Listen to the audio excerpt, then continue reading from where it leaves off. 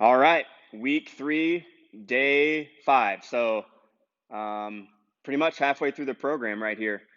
This is a little bit more of a traditional strength workout with some built-in rest. After your warm-up, we're going to go through push-ups, side planks, single arm rows, and then you're going to take a little break, right? And on the first little circuit here, the challenge is going to be you're not getting much rest at the end of the circuit before you have to start your push-ups again. So right off the bat, we want to say that if you need more rest at the end of the circuit in order to get 10 good push-ups, go ahead and take it, okay? But again, after your warm-up, we're going through this circuit. It's going to start with the push-up, and you can select anything that you want from your push-up progression, but Samantha is just going to demo 3 or 4 really good push-ups from the floor here.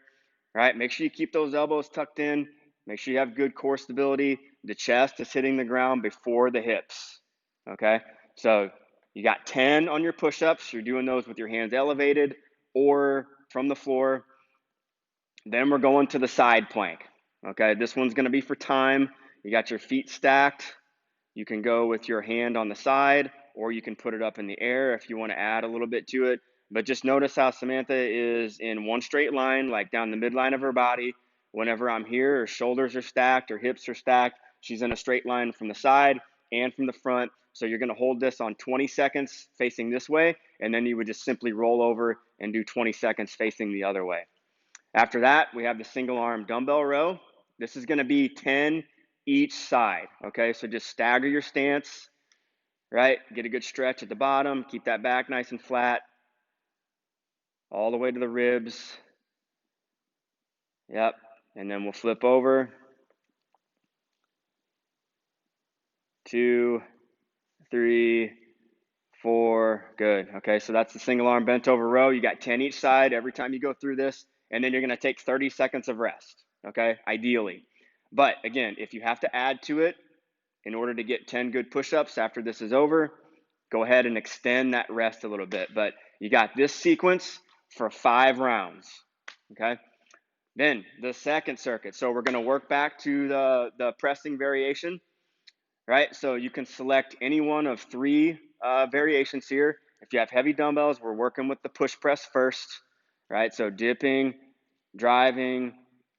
We did a few of these yesterday, right? If that's if you want to go make it a little bit more challenging, you can do strict presses, no legs, right? This is something else we covered yesterday. And then if you have really light dumbbells, or if you just want to ramp it up or give yourself a different variation, something that's a little bit more challenging, go with the Z press, right? So feet about shoulder width apart.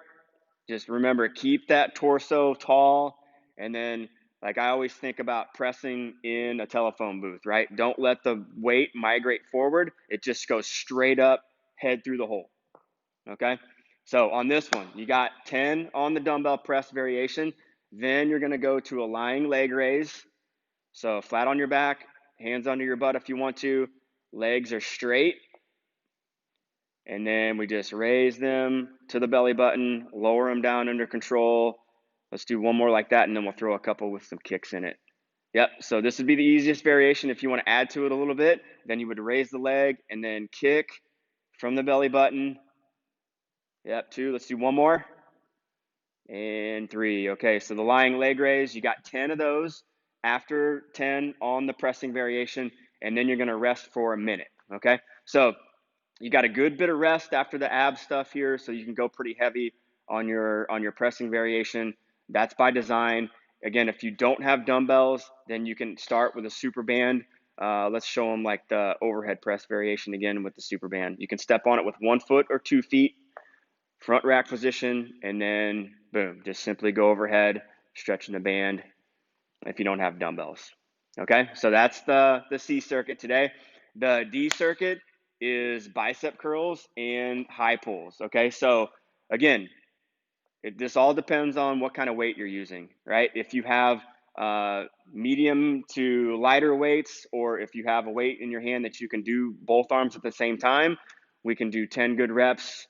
Yep, both arms working at the same time, right? So if you want to go really, really heavy with this, you can alternate the arms, right? So one arm at a time. And on this one, you could do 10 per side, or if you wanted to go really heavy with it, you could just do 5 per arm for a total of 10.